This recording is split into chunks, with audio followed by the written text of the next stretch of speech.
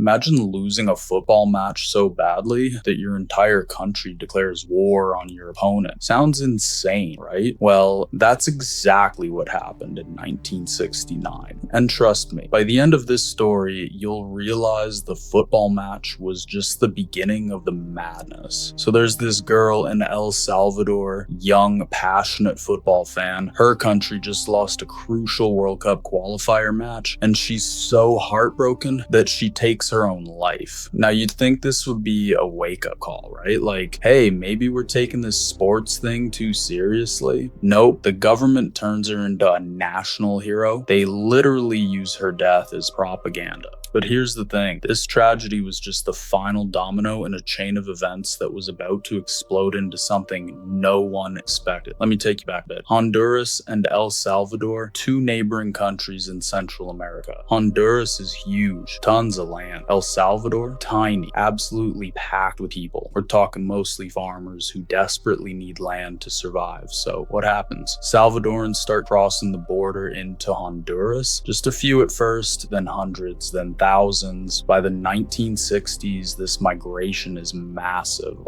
Now, Honduras is cool with it at first, but then 1963 rolls around, military coup, some guy takes over claiming he's gonna save Honduras from communism. Classic dictator stuff, but people aren't stupid. They quickly figure out this dude is sketchy as hell. Rigged elections? Check. Taking bribes from American banana companies? Check. Economy completely tanking? Double check. So this guy's in trouble. People are mad. His approval ratings are in the gutter. He needs something, anything, to distract people from how corrupt he is. And then he looks at all those Salvadoran immigrants and goes, that's my scapegoat. He starts this whole propaganda campaign. The Salvadorans are stealing your jobs, taking your land, ruining our country, and people, they actually buy it. Suddenly, Salvadorans who've been living in Honduras for generations are getting attacked. Their homes are being burned. They're being kicked off their land and deported by the thousands. El Salvador's government is watching all this go down, and they are livid. The tension between these two countries is already at like a 9 out of 10. All it needs is one little spark to set everything off. And then the 1970 World Cup qualifiers happen. Both countries make it to groups. Now they have to face each other. Winner goes to the World Cup, loser goes home. Simple, right? Oh, you sweet summer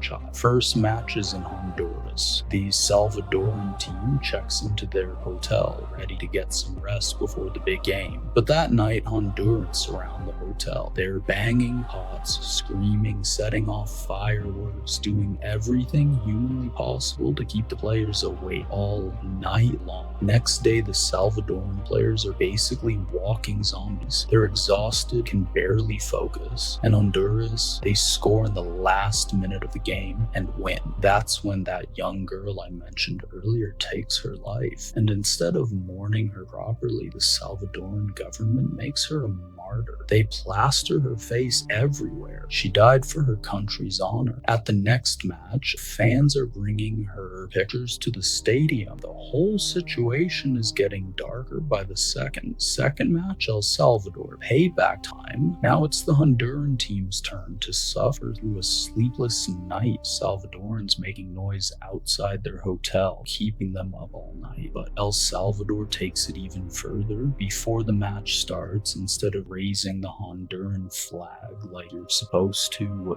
they raise a dirt rag, a literal dirty claw. The disrespect is unreal. El Salvador dominates the match, but the real chaos is in the stands. Fans are fighting each other. It's absolute mayhem. When the match ends, the Honduran team has to escape in a bulletproof bus. People are throwing rocks trying to attack them. Their own coach tells them, "You guys are lucky we lost," implying that if they'd won, they might not have made it out alive. After this match, everything spirals out of control. Back in Honduras, the attacks on Salvadorans get worse. We're not talking about just harassment. Houses are being burned down, people are being beaten in streets, thousands are being back to El Salvador traumatized. But there's still one more match, the decider. In Mexico neutral ground, this match determines who goes to the World Cup. The tension is insane. Both countries are watching, and El Salvador wins. Honduras is knocked out of the World Cup, and the Honduran population, they completely lose it. The violence against Salvadorans reaches a break. We're talking full-blown ethnic violence. El Salvador is watching thousands of their people flood back across the border with horror stories. The government is dealing with a massive refugee crisis, and they've had enough. July 14th, 1969, El Salvador cuts all diplomatic ties with Honduras, and then they declare war. Wait, did I say war? Like actual war? With planes and tanks and soldiers? Yes, actual war. Over football matches, El Salvador doesn't waste any time. Their air force launches bombing raids on strategic targets across Honduras. And their first target, Toncontín International Airport. They hit it hard. Honduras's air force is grounded before they can even get in the sky. It's a brutal, calculated first strike. Then the ground invasion begins. Salvadoran troops with light tanks push into Honduras along two main highways, and they're fast. They're making serious progress, getting closer and closer to the capital.